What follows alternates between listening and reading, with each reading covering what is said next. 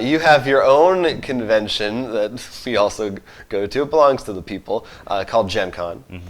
Everybody knows about it. And this sort of ties into something I want to say about PhD speed gaming also. But basically there was a blog post from basically Gen Con has 25 industry insiders that are their special guests that they invite. I don't know if it's 25, but this year it's 25 special guests from different areas of the board game publishing world that give panels and seminars and stuff like that. And this year is the first time in Gen Con history. They're inviting Ford.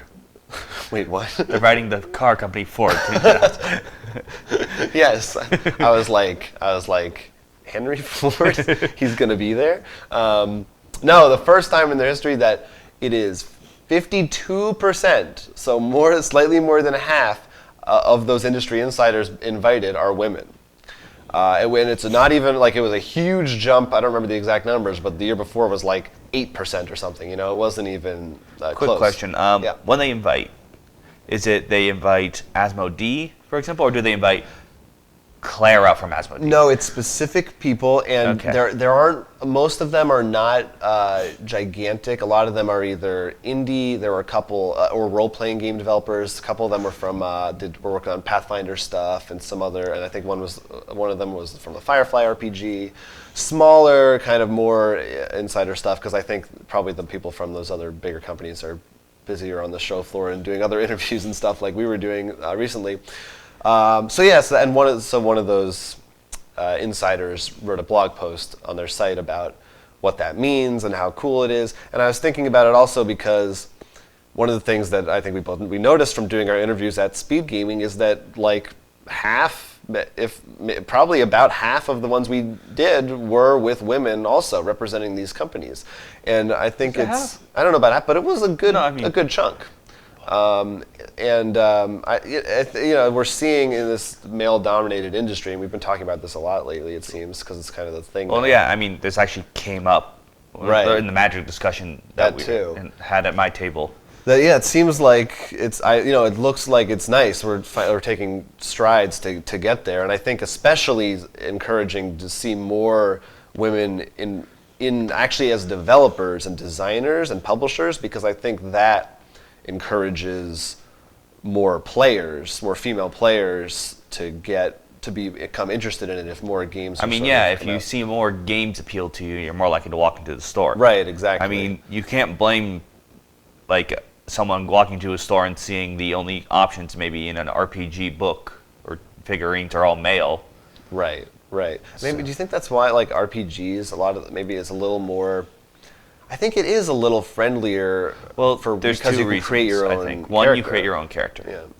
Two, because it's story designed, you really can shift it or build it to fit your group of people. Right. So, and that's why D&D really went a lot on to make, like, for example, to make it so you wouldn't have to feel as awkward, making rules for a more gender fluid character or just even group.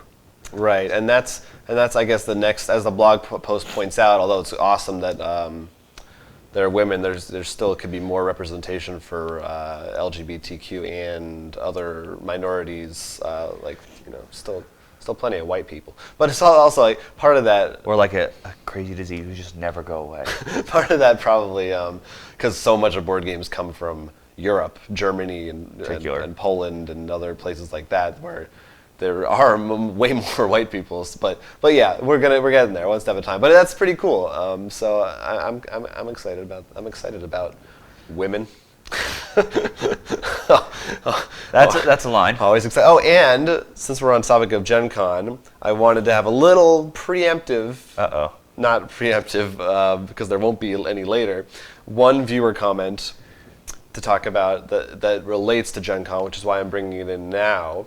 A while ago, because we were talking about how Gen Con is looking at creating a second location. Right. And Lord Raykin, my lord, Your Majesty, had floated some ideas about the places we were talking about. They were saying New York is insanely expensive, and Seattle is isolating most of America, as it is in the far corner. They said, I understand New York or Chicago, but the price of New York is probably not something a majority of Gen Con gamers could afford or do feasibly. I think that's very interesting because he raises a good point that Indianapolis is, the Midwest tends to be pretty cheap compared to big cities like New York. If you ever look at like pricing for housing, like comparing California, New York to Texas. Texas, you can buy like a 4-bedroom house with this, where in California, New York, you get like a 10 by 10 foot screw. Right, it's pretty bad. But I guess I also feel like, well, first of all, a lot of people can't afford to even fly out to Indianapolis. So people who do live on the East Coast, for them, even though food and lodging might be a little more expensive, maybe counteracts the cost of a plane ticket. And I don't know, Comic-Con is certainly in Well, I think New here's the York big every issue. year. My problem with New York still is the fact, I've been to New York Comic Con. I didn't go last year, but many years before that. Samesies. Yes, and I don't feel like it has the space. Well, I don't know. It's interesting because, well, assuming they held it in the Javits Center. Yes, we're which assuming Javits Center is pretty much the place in New York City to do it. Yeah, there are a lot of people at Gen Con, but I also think you could do it. I mean, first of all, they could just sell less tickets if they wanted to. I feel like because it's a second location and not their primary, that the fact that maybe it's a little more expensive, the fact that it's a little smaller is okay. Well, what actually brings up something it's else. an addition? I don't think he meant it, but we're not even looking at what the price for them to host it in said city. That's true. We more didn't expensive just realize for that now, them so to do that. I don't know how much of a price difference it would be on locations. That's true. Probably at least a little bit significant. And then Seattle being isolated. I mean, I guess, but I mean, you just take a plane. It's not like out in the wilderness. You don't have to like go through a jungle to get there. PAX Prime, if I'm correct, takes place in Seattle. Oh, you're probably right. I don't remember. And considering that's probably one of the, I'm pretty sure that's a pretty big convention. But it sounds like Chicago was for Lord Reagan. Chicago's. I like Boston too. I thought that was a good. I think. Boston. Boston. Yeah. I mean, I would enjoy that since I actually know someone who lives there, so I could just crash there. Samesies. Yeah, all that stuff. And he also likes board games too, so it would just be like, let's go together. Right.